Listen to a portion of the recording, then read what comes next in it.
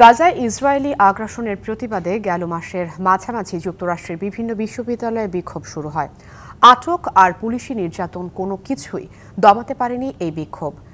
একই দাবিতে বিক্ষোভ ছড়িয়ে পড়ছে বিভিন্ন দেশে। এখন পর্যন্ত অন্তত ২৫০০-এর বেশি বিক্ষোভকারীকে আটক করা হয়েছে। এদিকে রাফা সহ গাজার উত্তরে এবং মধ্যাঞ্চলে ব্যাপক স্থল অভিযান অব্যাহত রেখেছে ইসরায়েলি বাহিনী। শিক্ষার্থীরা এমন সময় বিক্ষোভ করছে যখন যুক্তরাষ্ট্রের বেশিরভাগ বিশ্ববিদ্যালয়ে স্নাতক সমাপনী অনুষ্ঠানের আয়োজন চলছে। বিক্ষোভকারীরা অনাকাঙ্ক্ষিত কিছু করতে পারে এমন আশঙ্কায় রয়েছে শিক্ষা প্রতিষ্ঠানগুলোর কর্তৃপক্ষ। বিক্ষোভে উত্তাল কয়েক ডজন ক্যাম্পাসে এই আয়োজন চললেও কলাম্বিয়া বিশ্ববিদ্যালয়ে বাতিল করা হয়েছে সমাবর্তন অনুষ্ঠান।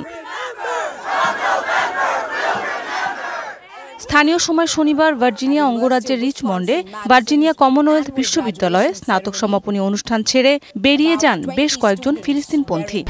১, ২, ৩ ঢাকায় জমি জিতে নিন ১০০% ক্যাশব্যাক সহ ২০ কোটি টাকার পুরস্কার। বিক্ষোভকারীরা যখন অনুষ্ঠান স্থল ছেড়ে যান তখন সেখানে ভার্জিনিয়া অঙ্গরাজ্যের গভর্নর বিক্ষোভ নিয়ে বক্তব্য দিচ্ছিলেন।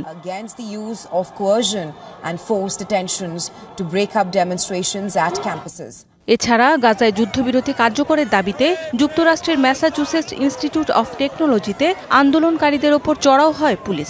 আন্দোলন দমাতে শিক্ষার্থীদের সাময়িক বহিষ্কার শুরু করেছে হার্ভার্ড বিশ্ববিদ্যালয়। আইনশৃঙ্খলা বাহিনীর সাথে ধস্তাধস্তি হয়েছে ইউরোপের শিক্ষার্থীদেরও।